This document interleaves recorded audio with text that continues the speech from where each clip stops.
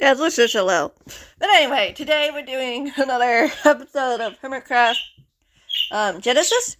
We are starting with chapter 13. We may go to 13 and 14, but we may also go on to the other chapters as well. I recorded like 52 minutes of Minecraft gameplay and pattern making stuff, so we'll see how it goes.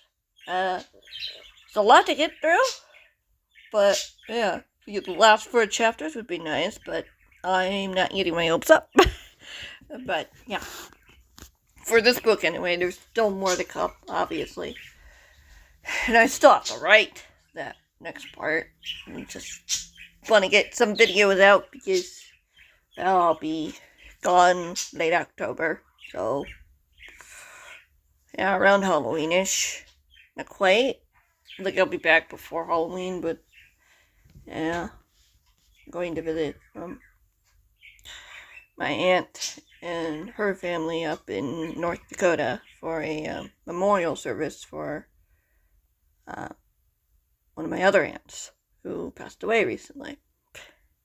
But yeah, by the time this comes out, it would have already happened. It's not that big a deal, but yeah, with the story of what's about to happen, what seems to be about to happen.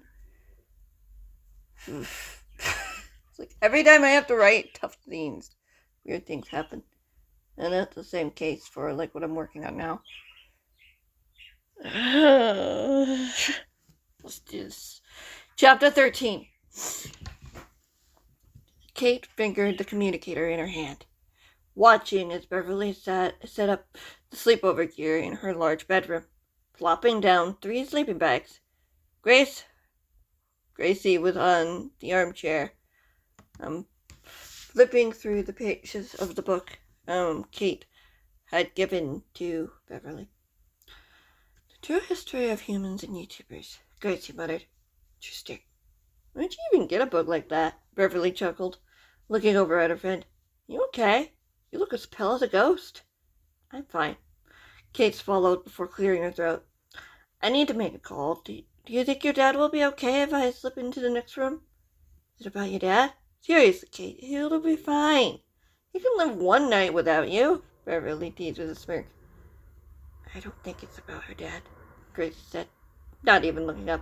She's been fidgety since she met with that woman. Did she say something to you? Threaten you? Beverly's eyes widened. No, it's not like that. Kate looked down at her device. She wanted to give me a message. I need to. I certainly wouldn't mind. Beverly's father spoke from behind. Kate whirled around. The man smiled. If it's something you need to do, go right ahead. Are you sure? Kate asked warily. I'll make sure the girls give you some space so that you can put your mind at ease, the man said smoothly. Kate nodded, looking over at her friends before slipping into the hall. She could feel Beverly's father watching her as she went into a nearby room, closing the door behind her. She stared down at the device in her hand. She replayed her conversation with Rose in her head, over and over. The hermits were in danger, yet she couldn't be there to help them. Rose seemed convinced that Kate needed to be here in case there was trouble at Blossom Meadows. Would there be trouble at the town? Everyone's in danger, not just the YouTubers. Rose's words warned her as the teen swallowed. What could she, a 13-year-old girl, do to stop whatever big plan Dr. Rhinestone had in mind? She was just a kid. Sure, this was her chance to prove to her father that she wasn't too young, but what about her friends? Beverly and Gracie didn't know how to fight for themselves. Surely the other kids and adults here didn't have a clue either. The monsters wouldn't be their only issue if Rhinestone had anything to say about it. What was her plan? And why did the image Rose gave her unsettle her so much? Kate took a deep breath before setting the coordinates, pressing the button to let the signal through. The communicator vibrated in her hand for a couple of seconds before it connected. Kate, is everything all right? A sleepy voice asked. Can you get Clara for me? It's important, Kate said softly. I'm sorry if I woke you. No, it's fine. Scar yawned. I've just been having terrible nightmares lately. Not getting enough sleep. I'm sorry, Kate whispered. The images of the cloaked men surrounding her friend in the forest floated to her mind. None of it is your fault, Scar assured her. Is something wrong? Liam mumbled, distant and exhausted. It's Kate. She wants to talk to Clara, Scar told him quickly. Kate? Green's voice fluttered through the speakers. I thought she called a few hours ago. Before the party, yeah? Kate agreed. This is after. Someone came to visit me and had a message for Clara. It can't wait until morning, she insisted. She? Liam asked, sounding closer, and not as sleepy. I'll get her, Skiz replied in bed as the bed creaked. Kate bit her bottom lip. How late did I call? Kate asked, shaking her head. It's midnight here. Most of us have already been in bed, or we're just going to bed. Impulse chuckled. You would have worked yourself all night if we didn't drag you here, Pearl said matter-of-factly. Kate swallowed. I'm afraid my own news won't be much help. What about you? Are you safe? Scar asked. I'm safe, Kate replied. I haven't seen anything malicious here at Blossom Meadows, at least. That's good, Liam sighed. Maybe I should take this out to the kitchen, Scar, so Clara and I can talk to her and the others can sleep. No way, Jem snapped. We want to be here to hear what's going on. Yeah, someone came to Kate wanting to talk to us, Pearl said firmly. It has to be serious. I'll be the judge of that, Clara replied as footsteps filled the speakers. Kate, you still there? I'm here, Kate whispered, wondering if the woman could hear her heart pounding. Messages from Azor. It's urgent. I see, the woman replied grimly. Who's Azor? Green asked. Someone I know, Clara said calmly. Speak, Kate. Tell us what she has to say. Kate took another deep breath. She gave me a visual description. Like a vision, similar to what Scar's been getting lately. She described it as a sunset, in a field with white tulips. Clouds were overhead, covering the sky. I'm guessing a storm was coming? A drop of rain falls, staining one of the tulips red. More rain falls, one by one, until the entire field is stained red. White tulips stained red? Clara said calmly. Yeah, Kate nodded. And a storm. Something big is coming. And Isor isn't sure you'll be able to stop it, but she's trying what she can to help. Then maybe you should come back here, Impulse urged. No, Isor told me to stay here. She'll be back for me later. Kate shook her head. I'd only put you in more danger. Nonsense, Skid snapped. We'll come and see you if we have to. Well, we'll come and get you if we have to. No, she's right, Clara replied. If Dr. Rainstone learns that Kate's here, she will bring a stronger force to capture her. This place is well guarded, while Kate may be underestimated where she is. I doubt that, Kate admitted. Even if she knew I was here, this place is pretty bare in regards to security. She won't stop until she finds you, Green pointed out. I'll be okay, Kate winced. It's you guys I'm more worried about. You don't need to, Scar protested. No, I have good reasons to be worried. Kate insisted. Sir told me something big was coming. You guys need to be careful. Really careful. At least we aren't being watched, said proudly. Kate caught down a nervous laugh. Be so sure of that. No one is safe, and I'm not just referring to YouTubers. Does Sir say anything about Rose? Joel spoke up, his voice firm and direct. Didn't need to, Kate said simply. It's not reassuring, Joel replied. Actually, it's quite reassuring, Clara said simply. I'm going to let you go, Kate, unless there's anything else you need to tell me. Everyone is safe for now, Kate said shakily. That's all that matters. Keep it that way. Understood, Clara replied, before ending the call. Kate let out a long sigh as she pocketed the device into her pajama pants. She'd make sure to keep the gadget close to her at all times in case she needed it. Kate had a feeling she would before the night was over. She went over to the door, pushing it open quietly. Beverly's father was nowhere in sight as she crept over to the bedroom where she and her friends would be sleeping in.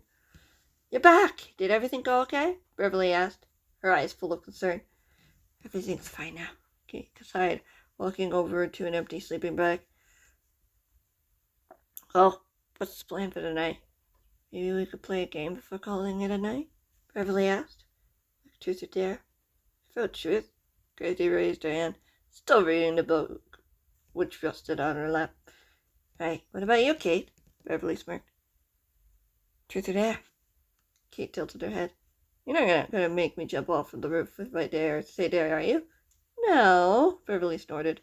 Worst I'll do is make you try onion eggs. It's actually pretty good, Gracie complimented. Beverly rolled her eyes. So which is it, Kate? I'm guessing you want to know who I was talking to. Bingo. Beverly nodded. You've been weird tonight, and whenever we visit you, hide off in your room while we're doing something. I've even caught the end of a muffled conversation a time or two. You're not talking to your dad all the time on that thing, are you? Maybe. Kate raised an eyebrow. Even when he's in the same house as you? Beverly added. Doubt it, Katie. It's a spell. What are you doing? Just checking in with the friends who helped cure my mother. The friends who I stayed with. Kay rested her head on her pillow. They're good people. Very nice. Is it? Beverly insisted. They saved her life. Kate sighed. She was really sick after she took water from the poisoned river. They knew what to do and helped her. Beverly's expression softened. They're so sweet. She's the best. Kate agreed. It didn't matter who they were. They didn't care whether or not we were human or YouTuber or hybrids. They wanted to help us. Beverly frowned. Wouldn't that be dangerous? Stubby did it. Kate said softly. When some of the anti-YouTubers took one of our friends, he was willing to help us rescue her. Stappy, like the rebel leader. Beverly's eyes widened. Kate laughed. You really believe that? I don't, Gracie said.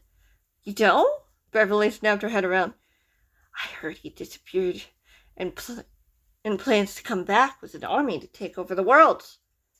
Sounds more like something a target would say. Kate giggled. You know Stampy's nemesis before Stampy decided to leave. He's tired of watching his friends being put in danger because of him. Tired of seeing his friends put at risk because of a lie one made nearly 2 years ago. Huh. I've met him, Beth. He doesn't have it in him to control people. In fact, he's the exact opposite. When he left, he allowed his former protector and the interns to leave the world. He didn't want to take them from their friends or families. He gave us the choice to stay for as long as we needed in order to help our friends. He didn't force his own sister to stay when she wanted to explore the world. Would he have been able to stop her? He had a dog army to do it, Kate pointed out. Those dogs are tough, Bev. Nothing gets past them. My friends knew this guy, and consistently helped him whenever he needed it. So you're friends with YouTubers, Beverly replied. Yep. Huh. Doesn't surprise me. Gracie put the book on her lap. I don't know what she's doing with that book. Gem isn't a human name. I guess that's fair, Kate giggled. Gemini isn't a typical name for a human, but it can happen. So the others have weird names like that? I guess. Not all of them do. Kate sat up in her sleeping bag. A lot of them are from the coast, though. The same guys you saw tailing me and watching the place. They work to ensure the safety of everyone, both human and YouTubers, but especially the YouTubers. Why aren't you here if you're so worried about them? Beverly asked. Kate could have sworn she heard a little bitterness in her voice. I need to be here, to hide from someone who's looking for me. Who's looking for you? It doesn't matter, Kate sighed. It kind of does, Beverly sat up as well. Especially here at my house. What if they find you here? What would they do to us? It's just me she wants, Kate replied. Sure about that? Gerald sneered at the girl as the girl tensed. Dr. Einstein is planning something big. She needs people. An army. Better ways there. They're just kids, Kate insisted. I said that about Julius once. Bitterness filled the girl's mouth before he decided to kill me. Traitor. You weren't going to kill one of his friends. Kate pointed out. He should have minded his own business just as much as you should mind yours. Kate, did you hear me? Beverly's voice jumped her back to reality. Kate blinked before shaking her head. I asked what you wanted with you, Beverly said calmly. You look like any normal girl to me. She made me a hybrid, Kate replied. I was human, just like you once, before she decided to do an experiment on me. Now I have the blood of a hybrid inside of me. I had his healing factor, but not his super strength. Bummer, Beverly shook her head. That would have helped setting up the party. Kate chuckled. Suppose it would have. So, she wants you because you have hybrid blood? Beverly frowned. It's more complicated than that, Kate blanched. She injected me with a serial killer's blood, and now the man is in my head. She looked over at her friends. I'm not kidding. Well, that's the weirdest truth dump if I've ever saw one. Gracie shrugged, putting the book on the nightstand before climbing into her sleeping bag. It's worse, Kate shuddered. She's got this big plan and claims I'm only just the beginning. She might be trying to bring the murderer back from the dead. Can she even do that? Beverly asked doubtfully. She did it with a YouTuber. Kate gave her a side glance. Before she tortured him in front of his best friend, Beverly paled. I think I'm going to throw up. Kate shook her head. You asked. Yes, I did, Beverly groaned, putting a hand on her face. Was the YouTuber okay? Gracie mumbled, her voice soft like a sprinkle of rain. He's fine now, Kate nodded. He's experiencing his own pot of weirdness with me. I'm sure it'll be fine. Beverly laid back down on the bed. Jack and Bart are outside, keeping watch of the perimeter, like your dad asked. And if there's a problem, Dad will take care of it. I think you're right. Kate nodded, thinking back to her friend's father. He seemed so calm and understanding about her insistence to make a call, as if he had expected it. Had he been in touch with Rose? Was that how she was there at the party? Goosebumps scattered down her arms as she tried to relax. He was one of the good guys. If that was the case, she was safe. Her friends were safe. Kate would make sure of it if she had to. It was what Rose asked her to do. Maybe she wouldn't be fighting alone, if it came down to it. Kate slid the rest away into her sleeping bag as she closed her eyes, hoping her sleep would be peaceful, but doubting it would be. You're hitting 18 minutes. Not bad. Let's keep going. Chapter 14. Kate snapped her eyes open, her heart pounding in her ears as she sat bolt upright. Something had woken her. What? Suddenly the sound came again. Downstairs. The front door? What was someone doing at the front door? At this hour? Can someone shut that off? Beverly grumbled, half asleep as Kate climbed out of bed, going toward the window, peering through the curtains. The street lanterns emitted a dull yellow glow on the street below. It was mostly empty apart from the front porch of the house. Her blood ran frigid as she gulped. 6 large, burly men were standing at the front door of Beverly's house, wearing a black uniform along with a black cap. Blue stripes ran horizontal along their arms.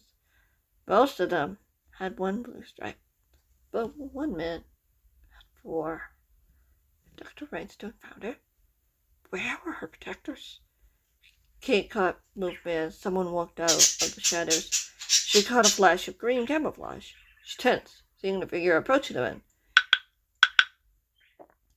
She was too far away to hear what they were saying. Why wasn't he fighting them? Why was he just standing there? Was he trying to distract the men? She stood there for what felt like hours before there was a movement in the group, nodding. Then the man in the camo uniform pointed up to her window. He's one of the defectors. How did he know where she was? I have to get out of here, Kate whispered. She glanced over to her sleeping friends. Beverly had settled back to sleep, and Gracie hadn't moved, even when the pounding had started.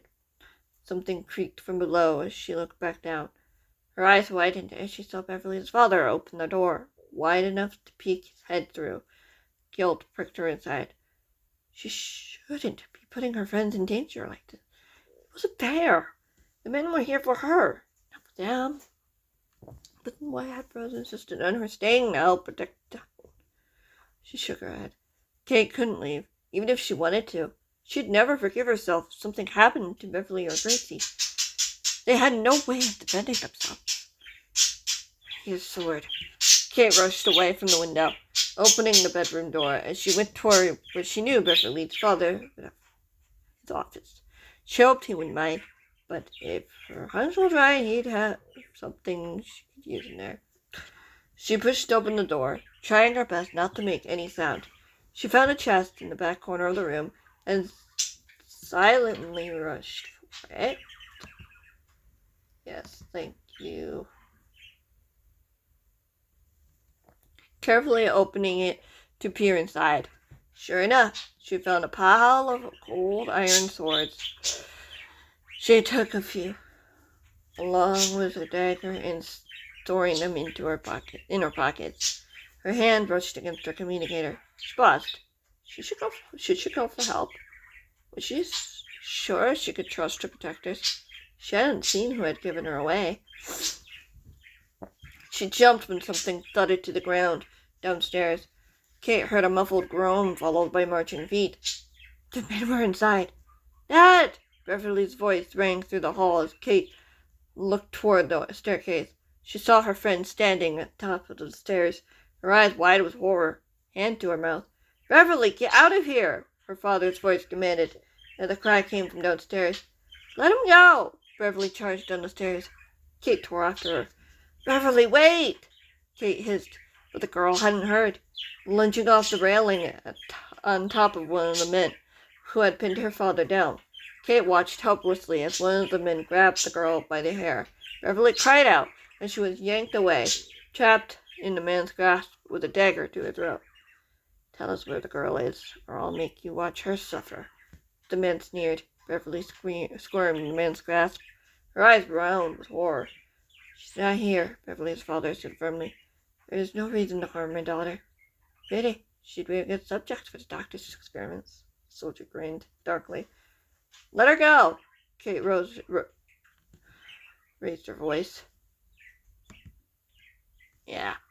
Putting her hand on the railing. Right here. Kate, no! You need to get out of here, Beverly's father insisted. I'm not leaving without my friends. Kate lifted her chin. Extending one of the iron swords, she stashed away, and leaping off the top of the stairs, landing cleanly behind Beverly's captor as she swung her sword, hitting him as the man grunted, loosening his grip on the young teen. Kate grabbed Beverly by the arm, pulling her away. Get behind me, she hissed into her friend's ear. But Dad, Beverly whimpered, but followed Kate's instructions as Kate stood protectively in front of her. How noble of you, one of the men snickered, pulling out his sword. The shining iron blade glowed purple with an enchantment. Kate swallowed. She hadn't found any armor in the chest. Fortunately, it won't be enough to save you. I don't need saving, Kate spat. I'm not letting you are my friends. So, another man smirked. Glanced over at his friends with a knowing glimmer in his eyes. Assuming you don't know what's happened to your parents. My parents are home, she said firmly. Mr. A never lets Ruku have familial ties. Makes things too complicated. I'm not joining you, Kate sneered. Isaac never had a choice. And neither do you. The man took a step closer. Dr. Rhinestone isn't asking you to join her side. She demands it. You're powerful. You have the largest dose of Gerald's blood flowing inside your veins. She wants that power. She did everything. She'll have to catch me first, Kate said with what she hoped was defiance. The man's words were sinking in, tearing through her like a beast, ripping through its prey. Oh. Verbs. They're fun. You could tell her that her project failed, by the way. Gerald isn't coming back. The man laughed, followed by the other 5. She could see Beverly's father struggling against the man, pinning him to the ground, to the floor. But, yeah. To the floor. Floor. An iron sword pushed aside. Kate swallowed. How was she going to get him out of that throng of men without risking one of the men attacking Beverly? And where was Gracie? Was she still asleep, or had she taken the opportunity to escape? She knew Beverly's house better than Kate did, but could she be sure that she was safe? Is that what you thought? That she'd bring him back from the dead?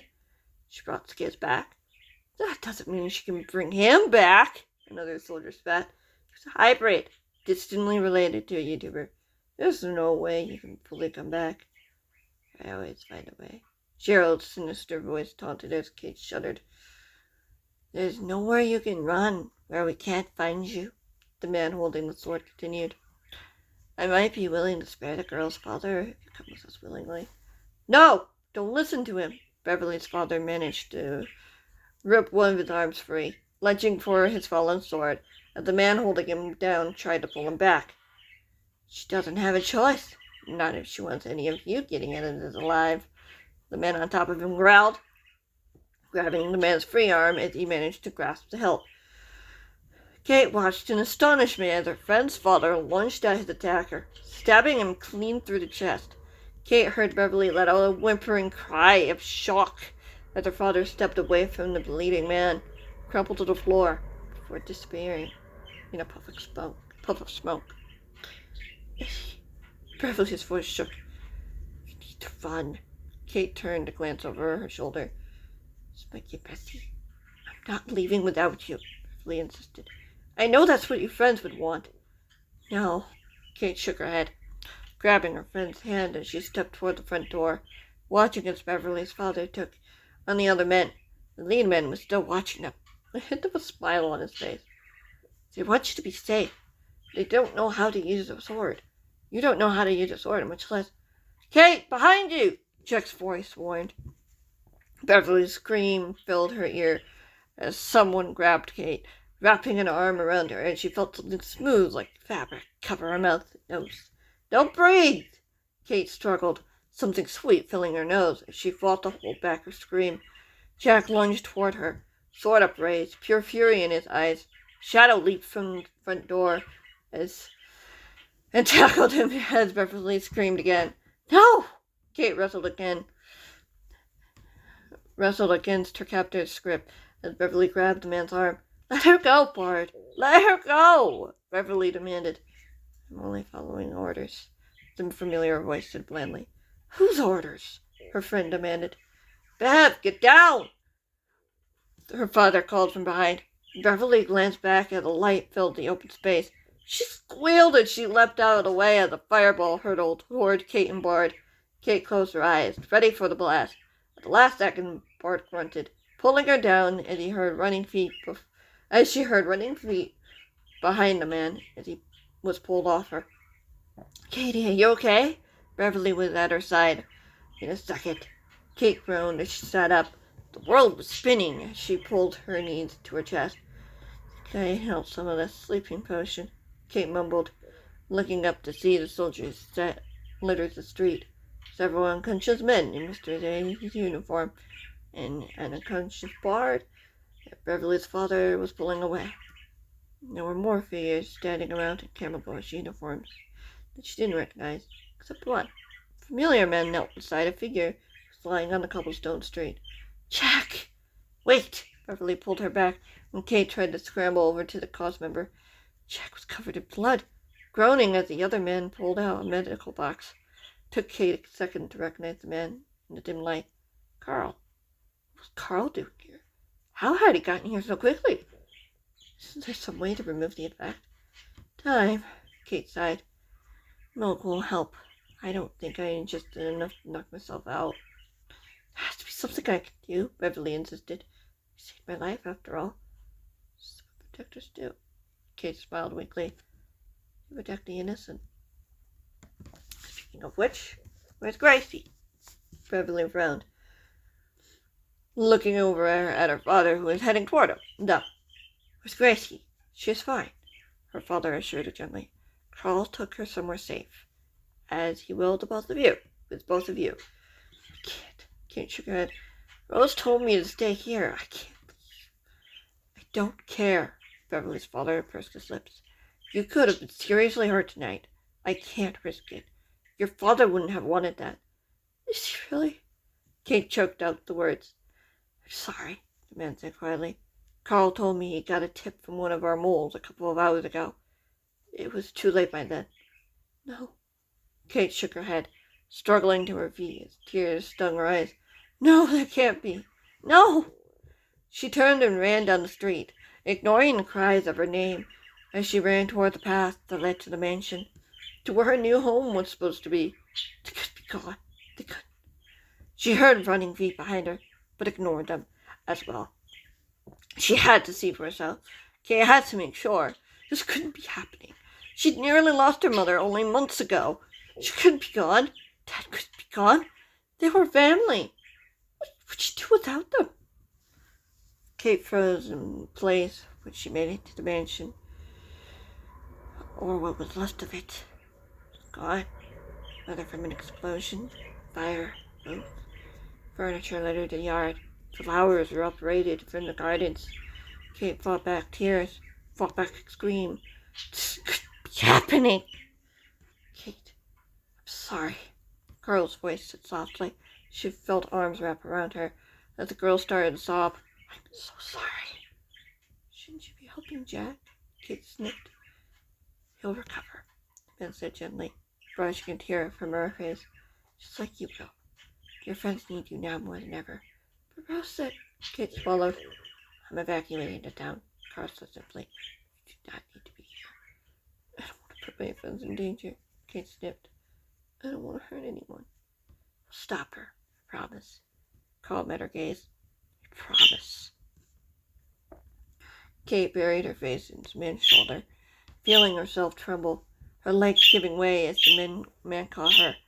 She could hear Gerald's laughter in her mind, laughing at how weak she was, how she was helpless to stop this from happening. She should have been here to protect her family. She should have. It's not your fault for trusting that woman, for listening to her lies. You can't save anyone, much less yourself. She'd failed her parents, failed her friends. What good was she now that the whole universe was falling apart and she had the voice of a murderer in her head? But was it worth fighting? Was it worth fighting the inevitable? Had they already lost?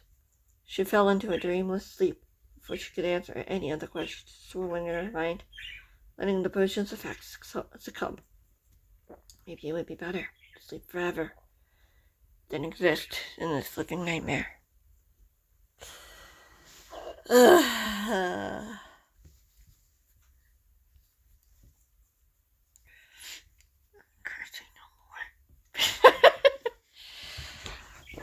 Continue? Continue. Oh, so let's sip of water.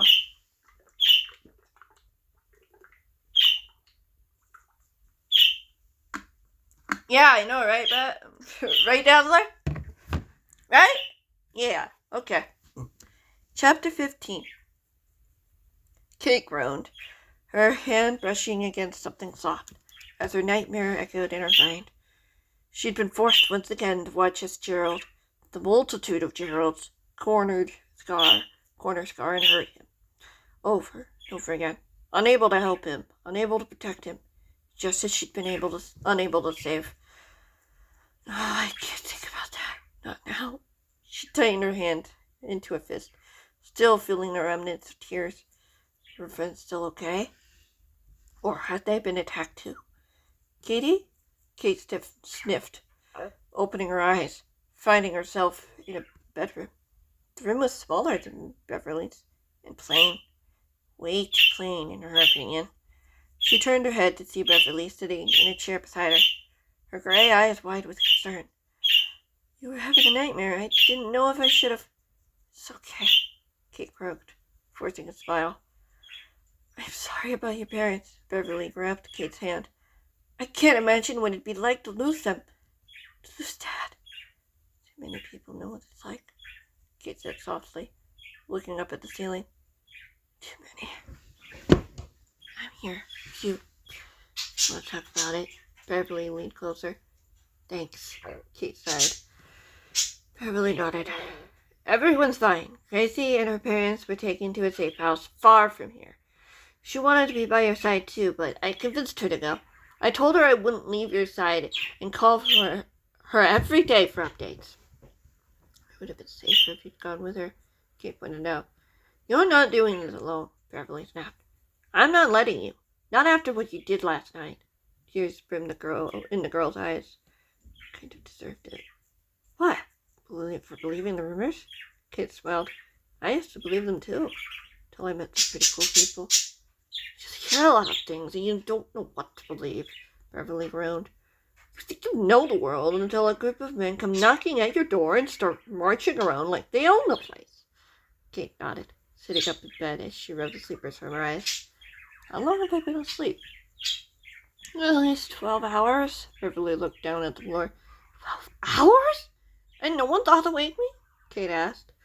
You were out, Kate. There was enough effect from the sleeping motion, plus your exhaustion to knock you out like a light bulb. No one could wake you, Beverly said quickly. But the hermits, Kate insisted, pushing her covers back as she spotted the communicator on the nightstand. They know something happened. Kate whipped her head to the door to see Carl standing in the doorway. Thought it'd be best if you gave them the details. Is he okay? Kate grabbed the device from its resting place. Did something happen? There has not been an attack at the base, to my knowledge, Carl said calmly. They're understandably worried after I told them there was an attack here. Kate nodded, shakily. And Jack? Recovering well, Carl replied. Safe to say, he's had some choice words about Bard lately. Kate swallowed back a growl as he filled her, like an inferno in his stomach. Where is Bard now? Custody. With our other captured prisoners, Carl sighed. Far away. You don't have to worry about him causing more trouble. But why would he help them? Beverly snapped. Carl shook his head. This does not matter now. There are too many possible reasons. But, Beverly insisted, I came to ask for you. Your father wants to see you. Carl narrowed his eyes at Kate's friend. Beverly lowered her head. I already told him I want to stay with Kate. That's not your choice to make. Carl's expression softened. He almost looked sad. It's too dangerous for you to be here while Kate is being sought out by Dr. Ransdown. In fact, I plan to relocate her in an hour for her safety. I don't need your protection, Kate tensed. Carl shook his head. I'm only following orders. Whose orders? Beverly rose to her feet, her eyes ablaze. Carl looked over at Kate. You know, a lump formed in her throat. She came? Briefly. Carl nodded. Sometimes plans change. She never anticipated you'd be found so quickly. I think Brightstone always knew where I was, Kate said quietly. Where I was going, what I was doing. I'm being watched constantly. Just like the hermits. Pure self. Carl sighed, his attention returning to Beverly. Your father only wants the best for you. He is wise to send you to safety. I just wish you'd both be able to go. Jeopardize the safety of the other children. Beverly looked over at Kate, her eyes pleading. Tell him I can't go. Tell him I have to stay. Please. Kate swallowed. I'm scared they might come for you too. Beverly's bottom lip trembled. Kate grabbed her friend's hand. I'll be better knowing you're safe. I mean it. I know it's hard. I've been known to run off and do some pretty stupid things because I didn't want my friends to get hurt, but Kate looked over at Carl. Sometimes the adults are right. I can't fight her on my own, but I won't be on my own, Beth. I have friends who have my back, who have your back. I won't stop fighting until the end, no matter what happens. And we'll keep fighting too with them, whatever it takes. Beverly nodded. You're the first person beside Gracie who didn't want to be my friend because of my dad. Kate smiled. I know how that feels. Believe me. It'll be okay. Beverly wiped away tears from her eyes. You'll call? Every day. Okay. The girl lumbered to the door, Carl letting her pass. Beverly didn't look back as Kate fought back at the urge to call her. Her tight and never let go. She sniffed as she looked away. "I won't be far if you need anything," Carl replied gently. After a long pause, "You have other things to do than watch me? Like making sure Nettie is safe?" He patted his pocket. One call away. Always. Besides, you are a high priority. Maybe not for the cause, but to Rose. If we have a chance to stop Rhinestone, we need you.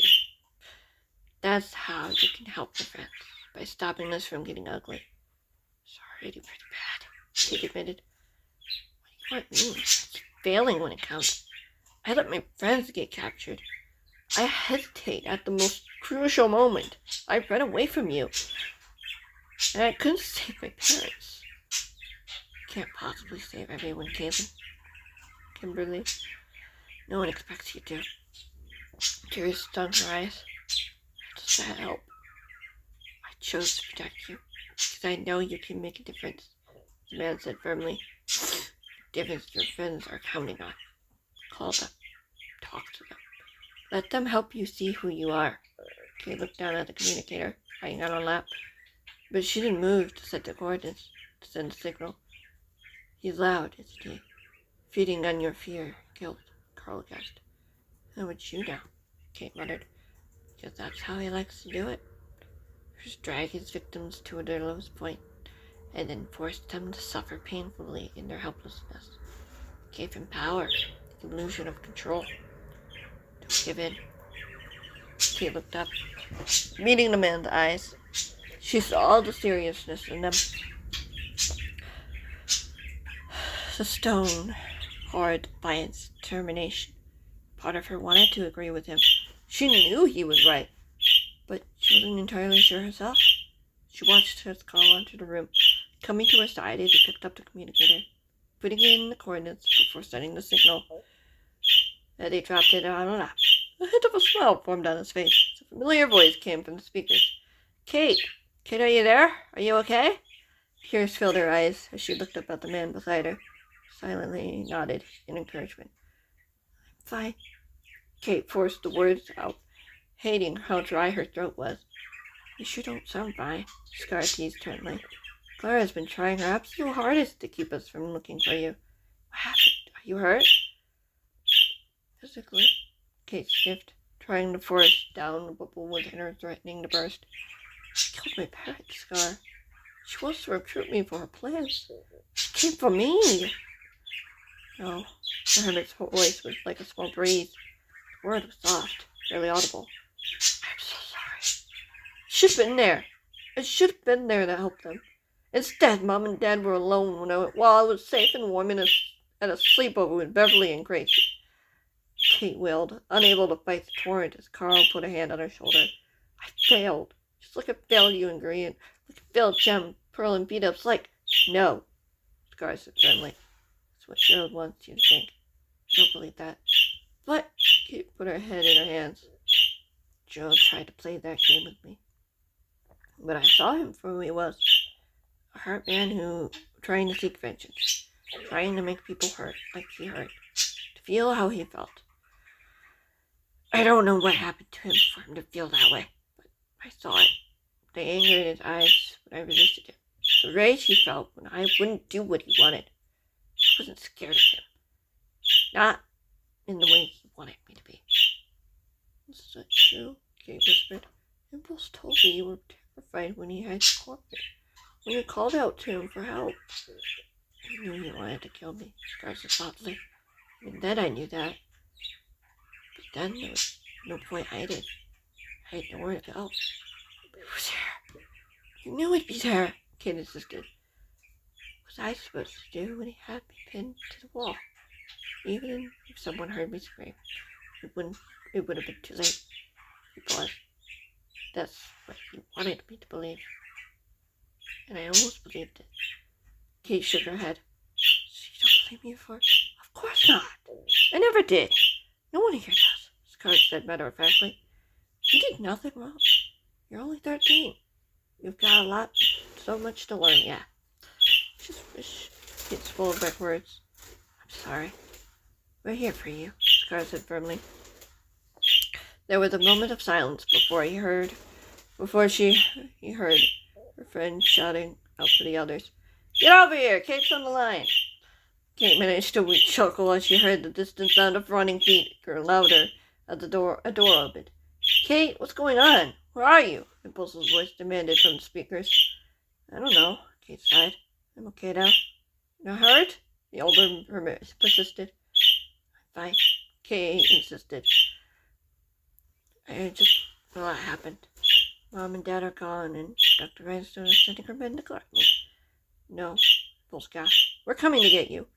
That would be unwise, Carl warned. She's in good hands with people I trust.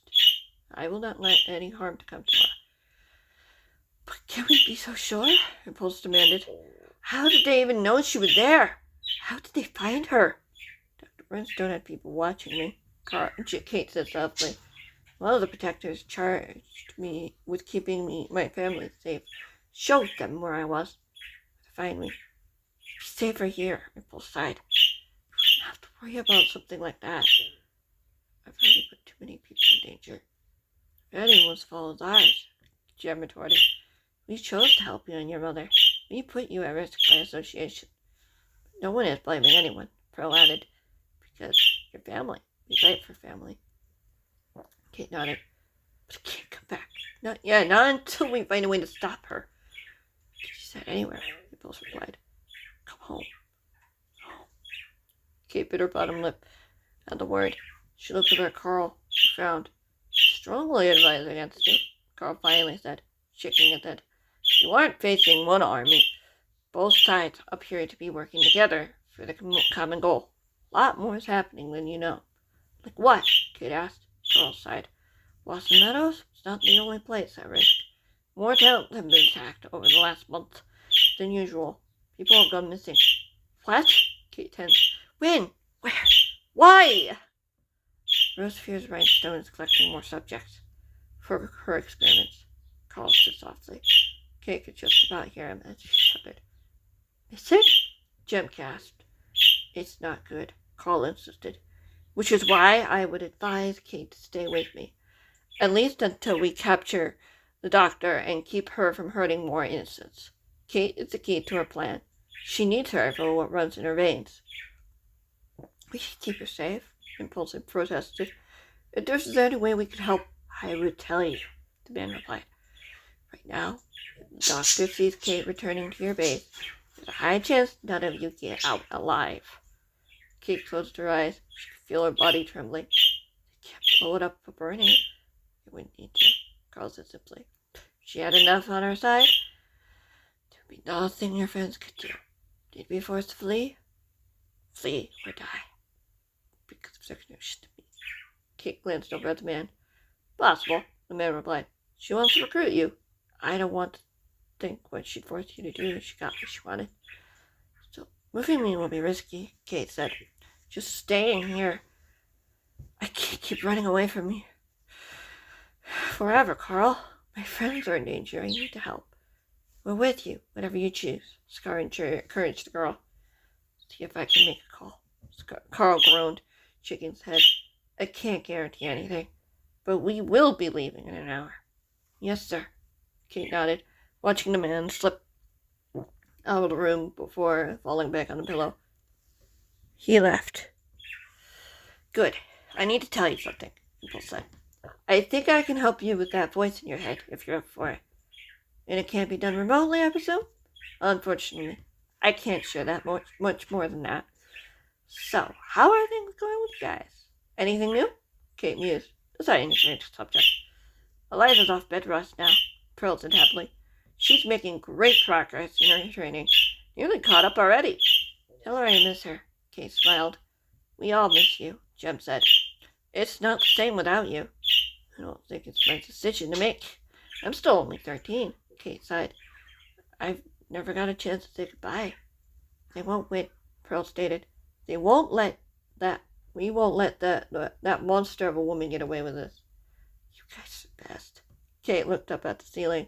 seeing the plain with no whiteness, like a blank canvas. She hadn't noticed the call ended. When the call ended, when her door opened and closed again, she didn't even look to see who it was. She groaned as she sat up a moment later. Is it time already? What other option is there? An unfamiliar voice asked. Something shattered at her on her lap, wafted a sweet scent, filling her nose. Her eyes drooped. She looked over in time to see a dark uniform appear into view. She collapsed the rest of the way onto the bed, falling back to unconsciousness. Unfortunately, we're going to have to do Chapter 16 on its own next week, which is fine. That's absolutely fine. But that's just how it is. But yeah, thank you guys so much for watching. I hope you enjoyed. And I will see you in the next one, whenever that may be. Goodbye.